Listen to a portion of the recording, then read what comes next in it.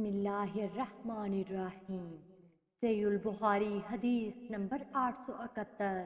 حضرت انس رضی اللہ عنہ سے روایت ہے کہ نبی صلی اللہ علیہ وسلم نے ایک دن ام سلیم رضی اللہ عنہا کے گھر میں نماز پڑھی تو میں اور ایک لڑکا یتیم آپ کے پیچھے کھڑے ہوئے، جبکہ ام سلیم رضی اللہ عنہا نے ہمارے پیچھے صف بندی کی۔ صحیح البخاری حدیث نمبر 872۔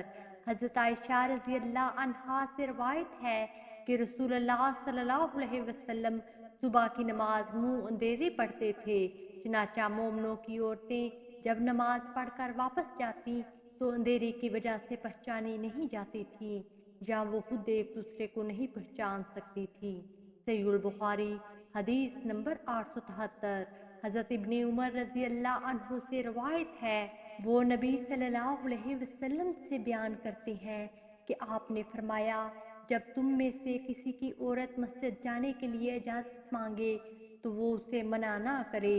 صحیح البخاری حدیث نمبر 876۔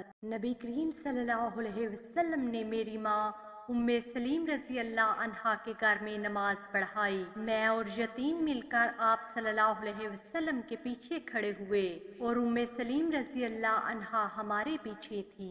صحیح البخاری حدیث نمبر 875۔